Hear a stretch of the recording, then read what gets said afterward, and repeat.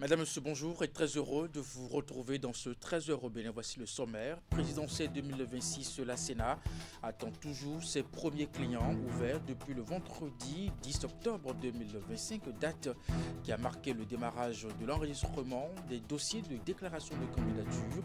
Aujourd'hui, lundi 13 octobre, nous sommes à la veille de la clôture de l'enregistrement des dossiers et toujours zéro candidat. Nous serons en direct avec Ulrich Gaba pour faire le point dans un instant.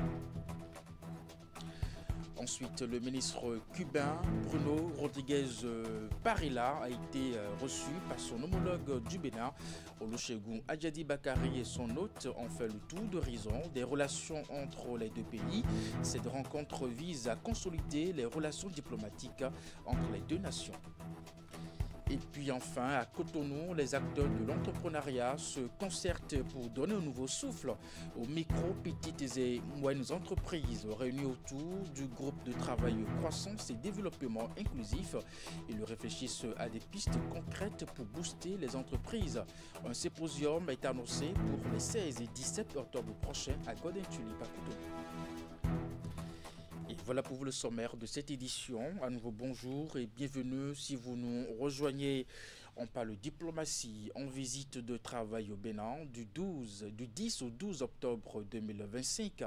Le ministre cubain Bruno Rodriguez Parilla a été reçu par son homologue du Bénin, Olusegun Adjadi Bakari, et son hôte ont bien entendu fait le tour d'horizon des relations entre les deux pays. Cette rencontre vise à consolider les relations diplomatiques entre les deux nations, ceci à travers un dialogue stratégique de haut niveau. Ingrid Elvis se tourne au coin pour les précisions. Tête à tête entre le ministre des Affaires étrangères Olusegun Adjadi Bakari et son homologue cubain. Ainsi démarre la visite de travail de Bruno Rodriguez Parilla au Bénin. Élargie aux autres membres des délégations des deux pays, les échanges ont pour objectif de renforcer les relations bilatérales historiques entre le Bénin et Cuba dans les domaines de la formation professionnelle et technique, de la santé et de la culture. Hemos tenido una excelente sesión de trabajo. Hemos reconocido el Je suis venue ici et je constate l'excellent état de nos relations bilatérales et les liens historiques qui unissent nos deux pays, les liens historiques que nous pouvons trouver aussi dans les racines que nous avons comme nation dans la mer Afrique. Et aussi, nous avons constaté qu'il existe des avantages, des points communs entre les deux pays sur lesquels nous pouvons travailler. Je suis venue ici notamment pour exprimer mon profond remerciement au peuple béninois, au gouvernement béninois et aussi à l'Union africaine. Las áreas de cooperación recíproca. Y he venido para expresar profunda gratitud. Cette visite du ministre cubain sur la terre des Amazones témoigne une fois encore de la bonne santé des relations entre les deux nations. C'est le lieu pour les deux ministres d'explorer de nouveaux enjeux de coopération. Cela a été l'occasion pour moi de réaffirmer au nom du gouvernement béninois l'attachement du Bénin à la souveraineté de Cuba et le soutien que le Bénin apporte au gouvernement cubain dans sa lutte pour la détermination du peuple cubain. Donc c'est une visite qui vient renforcer une fois de plus les liens entre nos deux pays et je suis très heureux d'accueillir ici à Cotonou mon homologue et j'espère qu'il aura un très bon séjour ici parmi nous. Cette visite du ministre cubain s'inscrit dans le cadre d'une tournée qu'il effectue en Afrique. Et sur le même sujet, la nouvelle ambassadrice extraordinaire et plénipotentiaire de la République de Cuba, après le Bénin a été reçue, bien entendu, par la première autorité de ce ministère, Denise Amaro Salabarrière, est allée présenter la copie figurée de ses lettres de créance au ministre Olusegun Adjadi Bakari. Au cours de l'audience, l'accent a été mis sur le renforcement des liens de coopération bilatérale et de développement des relations économiques et culturelles entre les deux nations. Ensuite, sous la houlette du ministre des Affaires étrangères, la diplomatie béninoise continue de se dynamiser et de s'ouvrir à de nouveaux partenariats bénéfiques dans la sous-région et de par le monde.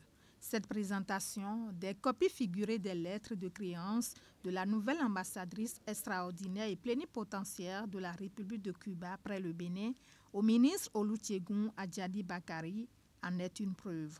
Cet acte symbolique ouvre une nouvelle ère de coopération axée sur l'innovation, la culture et l'économie avec une diplomatie résolument active et tournée vers l'avenir. Denise Amaro Salabarria est née le 29 août 1989 à Cienfuegos, à Cuba. Elle est titulaire d'une licence en relations internationales et d'un diplôme en droit et gestion consulaire obtenu à l'Institut supérieur des relations internationales Raúl Roa Garcia, respectivement en 2013 et 2023, de même qu'un diplôme en commerce extérieur en 2025 du Centre d'études avancées sur le commerce extérieur et l'investissement. Au cours de sa carrière, la diplomate a occupé plusieurs postes dans son pays ainsi qu'à l'extérieur. Avant sa nomination en qualité d'ambassadrice extraordinaire et plénipotentiaire de la République de Cuba près le Bénin, elle occupait la fonction de spécialiste pour l'Afrique subsaharienne, le Moyen-Orient, l'Asie et l'Océanie à la Direction générale des affaires consulaires et des Cubains résidant à l'étranger. Denise Amaro Salabarria est mariée et parle anglais, portugais et français.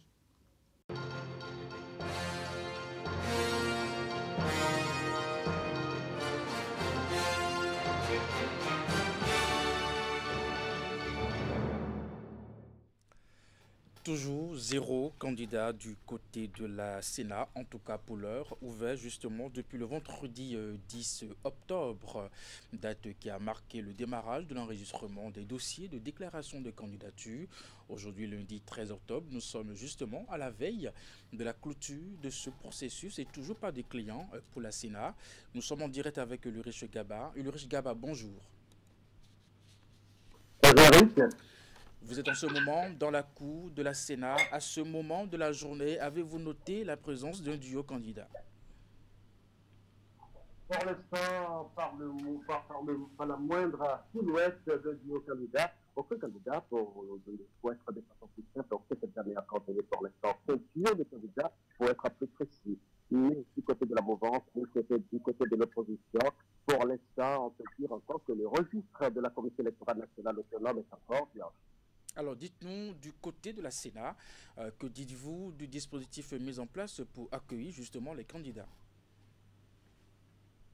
Il faut dire que la Commission électorale nationale autonome a pris toutes les dispositions. D'ailleurs, il y a quelques heures, le personnel vient de faire simulation d'enregistrement pour le cadreur, une manière de montrer à la fin comment cela va se dérouler. En fait, lorsque les candidats viennent, ou le duo des candidats accueille ici à la Sénat, le duo est accueilli par un dispositif militaire pour assurer leur sécurité jusqu'à l'entrée de la salle que vous voyez juste derrière moi. Là, c'est là que tout va se dérouler. Donc, dans cette salle, le duo candidat entre à l'intérieur. Il y a un personnel qui est mis en place avec tous les dispositifs adéquats mis en place pour pouvoir les faire enregistrer. Une fois l'enregistrement terminé, le duo candidat sort et maintenant le représentant ou le porte-parole de ce duo va devant la presse. Il y a juste un espace qui est réservé pour la presse justement et la presse prend cette image. Donc le représentant ou le porte-parole du duo candidat fait sa déclaration officiellement et après il reçoit son récépissé provisoire et c'est maintenant entre celui. Donc pour l'instant, cette conversation se déroule. Du côté de la sécurité, toutes les dispositions sont prises à l'intérieur comme à l'extérieur de la Sénat pour que tout soit fait dans les règles de l'art. Ulrich Gaba, nous apprenons que le duo candidat de la mouvance, Wada Intalata, fera son enregistrement à la Sénat ce jour.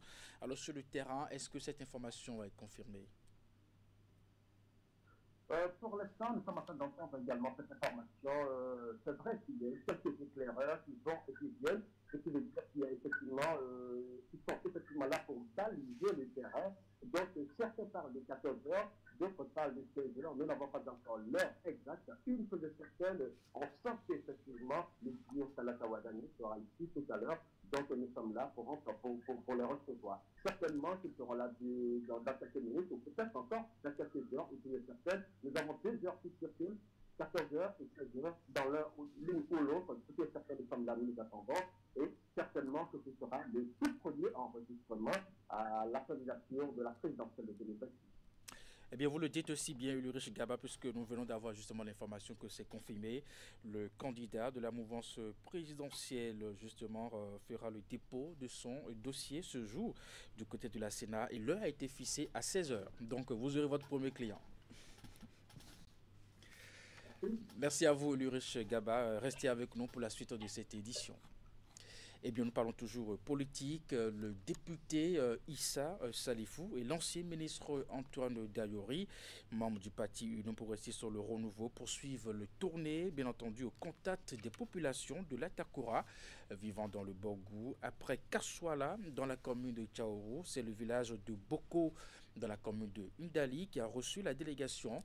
Malgré une pluie battante, les populations sont sorties nombreuses pour accueillir l'honorable Issa Salifou et l'ancien ministre Antoine Dayori. Objectif, remobiliser les bases, renforcer la cohésion et préparer la victoire du candidat de la mouvance. Cette descente marque une nouvelle étape du parti dans sa stratégie de reconquête du terrain. Voici le compte rendu. Après le village,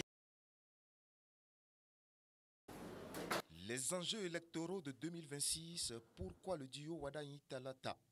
Après le village de Kaswala dans l'arrondissement de Tchaourou, c'est au tour de Boko, localité de la commune de Ndali, d'accueillir l'honorable Salifou Issa et l'ancien ministre Antoine Dayori. Membres du parti Union Progressiste Le Renouveau, ils poursuivent ainsi leur tournée de proximité entamée depuis quelques jours dans le Septentrion. Malgré la pluie qui s'est abattue sur la localité, les populations de Boko, visiblement enthousiastes, sont sorties nombreuses pour réserver un accueil les plus chaleureux à la délégation.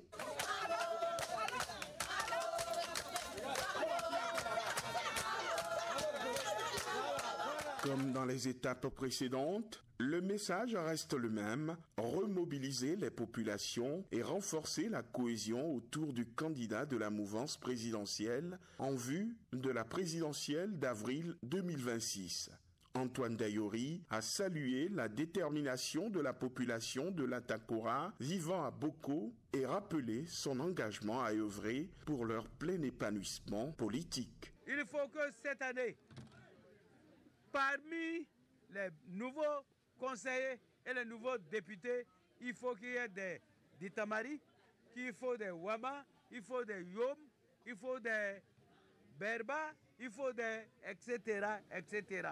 Je suis venu pour leur dire d'être candidat. Il faut qu'il y ait des Wama, il faut qu'il y ait des Berba. Il y a autant d'ethnies ici, il faut qu'il y ait autant de candidatures. Prenant la parole à son tour, l'honorable Salifou Issa a insisté sur la nécessité de resserrer les rangs autour du gouvernement et du parti Union Progressiste Le Renouveau afin de consolider les acquis et d'assurer la victoire du candidat du camp présidentiel. Il vous a amené quelqu'un que vous ne connaissez pas mais qui est déjà avec vous.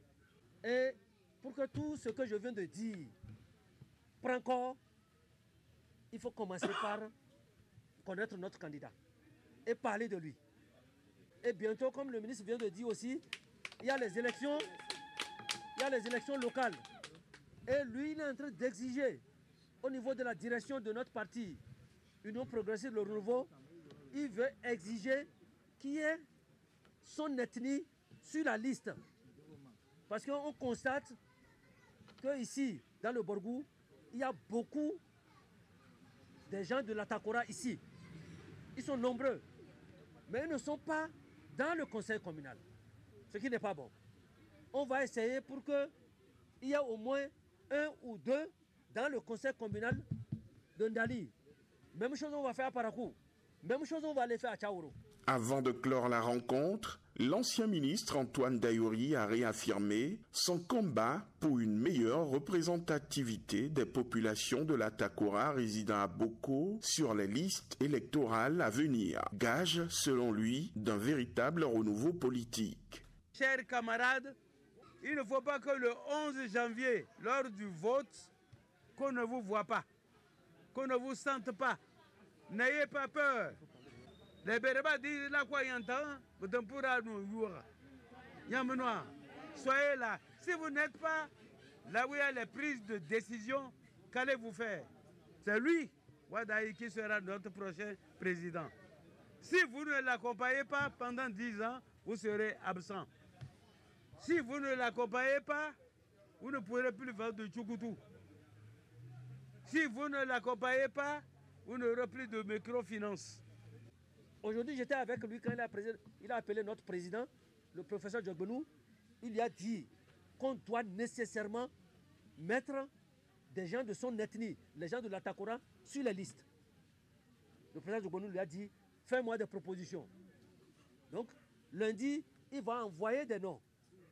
Et quand la liste va sortir, vous allez constater qu'il y aura quelqu'un qui est de l'Atakora, mais qui réside ici, qui sera dans le conseil communal de Ndali. Même chose à Parakou, même chose à Tchaouro. Une descente politique qui, au-delà des discours, témoigne d'une dynamique d'union et de reconquête de terrain, malgré les intempéries dans cette partie du nord du pays.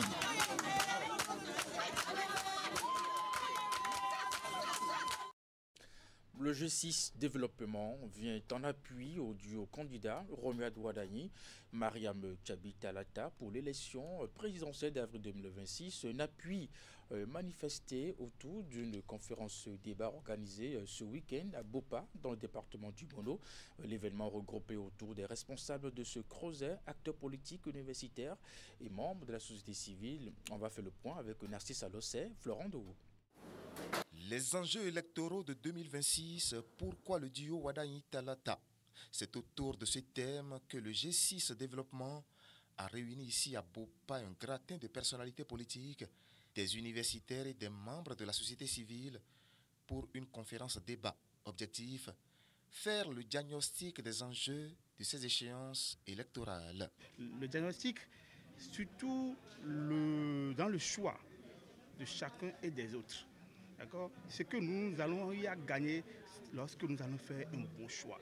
Et le bon choix, selon les responsables de ce creuset, c'est Romuald Wadani. Parce que c'est un leader jeune et inspirant, symbole de l'énergie, d'innovation et de dynamisme. Romuald Wadani incarne cette nouvelle génération de leaders. Romuald Wadani, qui sera le principal orateur du jour, a marqué ces 10 dernières années l'histoire économique du Bénin. Sous son impulsion, le Bénin a obtenu pour la première fois une notation B+, gage de confiance internationale. Notre dette publique a été maîtrisée avec rigueur et transparence. Le pays a su mobiliser les financements innovants sur les marchés internationaux. Des réussites qui a-t-il poursuivi représentent aujourd'hui la confiance retrouvée en avenir. Et que dire de Mariam Tchabi Talata, la colistière du candidat Adoubé ici? Femme de valeur, elle représente à elle seule l'alliance de l'expérience et de la vision. Elle incarne le profil idéal pour une gouvernance stable, inclusive et responsable. Place a été ensuite fait au débat et plusieurs contributions ont été apportées à cette initiative du G6 Développement. Tels qu'ils l'ont fait aujourd'hui, en associant tous les politiciens, ils n'ont qu'à continuer par le faire comme ça parce qu'il ne faut pas qu'on soit en concurrence. Sinon, ce n'est pas un travail que les partis politiques seuls doivent faire. Après l'étape de Bopa dans le Mono, le G6 Développement entend investir les autres régions du Bénin dans les semaines à venir pour parler du duo candidat choisi par les partis politiques soutenant le régime en place pour la présidentielle de 2026 au Bénin. Eh bien, cette édition se poursuit 14 octobre 2015, 14 octobre 2025. Cela fait déjà 10 ans que le général Mathieu Kérékou a été rappelé à Dieu pour honorer la mémoire du grand camarade de lutte, la famille Kérékou, a prévu des cérémonies commémoratives qui vont s'étendre du 13 octobre au 18 octobre 2025. Colonel Montan Kérékou, fils aîné du feu général président Mathieu Kérékou, nous dévoile ici le chronogramme de cette commémoration au micro de Canal 3 de Alassane Abouna. 14 octobre 2015, 14 octobre 2025. Cela fait une décennie que notre cher papa, le général Mathieu Kérékou, ancien président de la République, a été rappelé à Dieu. Comme vous le savez, c'est un personnage public. Il a été un grand homme d'État qui a marqué la vie politique nationale avant, pendant et après la conférence des forces vives de la nation, dont le résultat est le renouveau démocratique que les Béninois continuent de célébrer. Le temps ne saurait ranger une telle icône dans les oubliettes. C'est pourquoi nous, ses enfants et petits-enfants, avons pris l'initiative de commémorer l'homme. J'invite donc toutes les composantes de la nation béninoise à s'unir d'intentions de prière avec nous pour sa mémoire à travers le programme suivant. Le lundi 13 octobre 2025 aura lieu à la résidence familiale sise au quartier Bagri une veillée de prière. Le 14 octobre 2025, il y aura une messe d'action de grâce à la cathédrale Saint-Sauveur de Natitengu. Il y aura également une prière d'invocation le 17 octobre 2025 à la grande mosquée de Natitengu. Et enfin, le 18 octobre 2025 aura lieu également une messe d'action de grâce à la cathédrale Saint-Sauveur de Natitengu, suivie de recueillement au mausolée, sise au quartier d'Asakate à Natitengu. Voilà un peu ramassé et résumé le programme de la commémoration.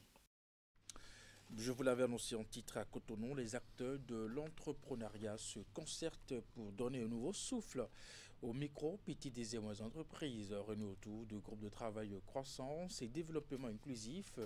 Ils réfléchissent à des pistes concrètes pour booster les entreprises. Un symposium est annoncé pour les 16 et 17 octobre prochains à Cotonou, à l'hôtel Golden Tulip. Retour sur la conférence de presse donnée par les initiateurs à travers cet élément. Cette rencontre annonce le premier symposium des micro, petites et moyennes entreprises. Initiée par le groupe de travail croissance et développement inclusif, elle va se tenir les 16 et 17 octobre prochains à Cotonou. Au cœur de nos échanges, 3 axes de plaidoyer majeurs guideront nos réflexions.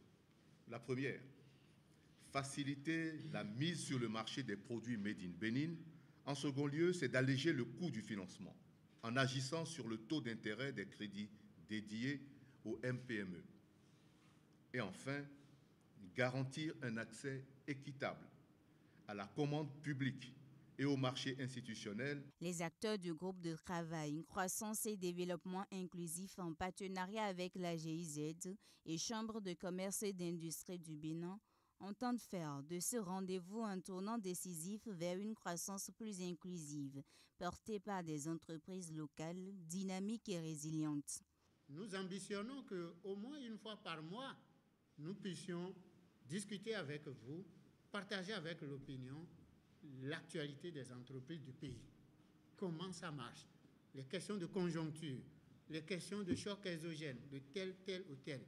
les questions du coût de l'énergie, de l'Internet, le dialogue social dans nos entreprises, c'est des problématiques qui sont très importantes et qui déterminent la croissance de nos entreprises. Mais nous disons en tant qu'organisation, quand je prends la Fédération des femmes chefs d'entreprise, quand je prends à Web Bénin, quand je prends à WLIM, désormais nous disons à travers l'inclusion financière, les femmes doivent retrouver pleinement leur place sur ce marché et également saisir ces marchés comme cela se doit. À travers cette concertation, c'est tout un écosystème économique qui verra le jour pour un développement ancré dans les réalités du pays. Des plaidoyers seront adressés aux instances dirigeantes pour un aboutissement des initiatives.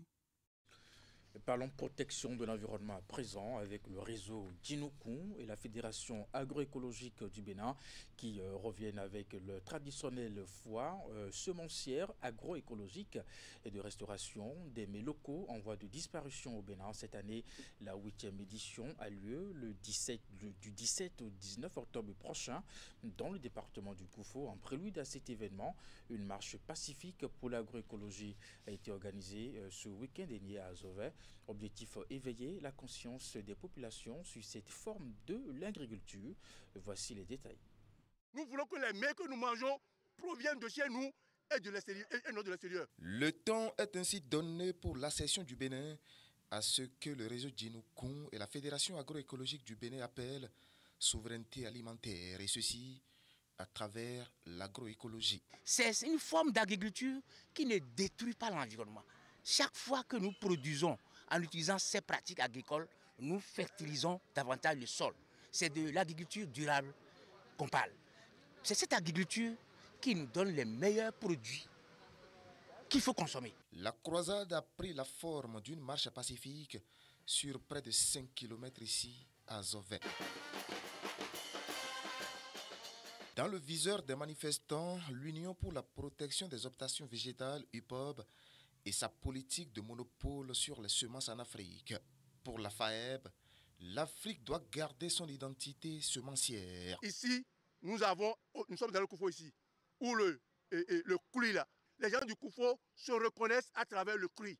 Est-ce que quelqu'un va venir ici pour dire que le cruy là c'est pour eux et mettre le brevet dessus? On n'est pas d'accord. Il faut donc préserver le Bénin de l'UPOB et des OGM pour garantir à ses filles et fils des produits sains à consommer, ont clamé les manifestants. Et ça va être pour le bien de nous tous. Parce que si vous mangez bien, vous serez toujours en bonne santé. Mais si vous mangez mal, vous allez prendre votre économie pour vous soigner. Parce que les parents vivaient longtemps, 100 ans, 110 ans, 120 ans. Mais c'est parce qu'ils se nourrissaient bien. Et vous savez, on a beaucoup de choses ici au Bénin qui nous donnent la santé. C'est comment on fait pour restaurer tout cela? La bonne nouvelle, c'est la stratégie nationale pour le développement de l'agroécologie qui est en cours d'adoption au Bénin. Mais pour son aboutissement, il y a un plaidoyer à l'endroit du chef de l'État. Nous lui demandons aujourd'hui, solennellement, à partir du Koufo, ce 11 octobre 2025, de bien vouloir retirer la loi qui veut autoriser le Bénin à la décision de l'UPOB. L'exemple a été donné avec la mise en terre d'une 50aine de plans pour annoncer la 8e édition de la foire semencière agroécologique et de restauration des mets locaux en voie de disparition au Bénin. Foire prévue du 17 au 19 octobre prochain à Zové, ici, dans le Koufo. Et pour finir cette édition, danse, théâtre, art plastique, autant de disciplines mises à l'honneur pour valoriser les talents et la créativité des jeunes apprenants dans nos établissements. Plus de 400 élèves issus de 89 collèges repartis sur l'ensemble du territoire national prennent part à une compétition inédite dans le cadre des classes culturelles.